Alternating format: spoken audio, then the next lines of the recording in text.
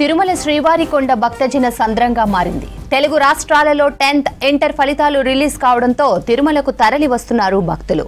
దీనికి తోడు వేసవి సెలవులు, ఆపై వీకెండ్తో విద్యార్థులు తల్లిదండ్రులతో కలిసి ఏడుకొండల వాడిని దర్శించుకుంటున్నారు.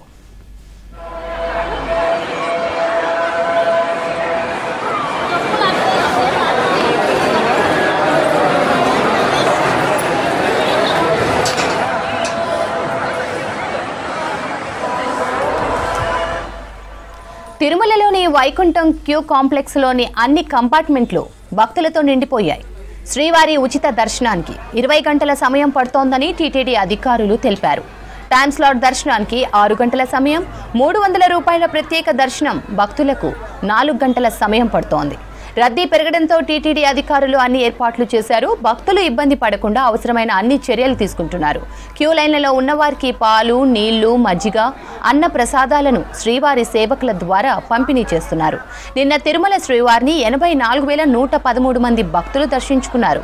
వీరిలో 33,868 మంది భక్తులు తలనీలాలు సమర్పించుకున్నారు.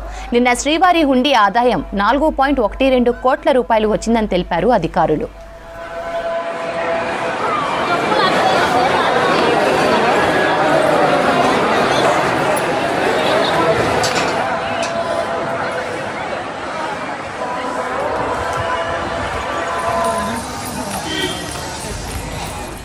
తిరుమల శ్రీవారి కొండ భక్తజన సంద్రంగా మారింది. తెలుగు రాష్ట్రాలలో 10th ఇంటర్ ఫలితాలు రిలీజ్ కావడంతో తిరుమలకు తరలి వస్తున్నారు భక్తులు.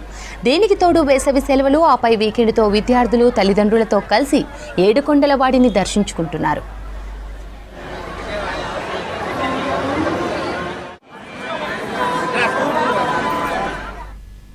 తిరుమలలోని వైకుంఠం క్యూ కాంప్లెక్స్ లోని అన్ని కంపార్ట్మెంట్లు భక్తులతో నిండిపోయాయి. శ్రీవారి ఉచిత దర్శనానికి 20 గంటల సమయం పడుతోందని టీటీడీ అధికారులు తెలిపారు. టైమ్ స్లాట్ దర్శనానికి 6 గంటల సమయం, 300 రూపాయల ప్రత్యేక దర్శనం భక్తులకు 4 గంటల సమయం పడుతోంది. రద్దీ పెరగడంతో టీటీడీ అధికారులు అన్ని ఏర్పాట్లు చేశారు.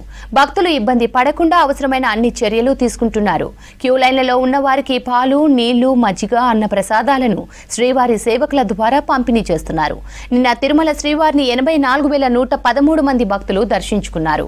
వీరిలో 33,868 మంది భక్తులు తలనీలాలు సమర్పించుకున్నారు. నిన్న శ్రీవారి హుండీ ఆదాయం 4.12 కోట్ల రూపాయలు వచ్చిందని అధికారులు తెలిపారు.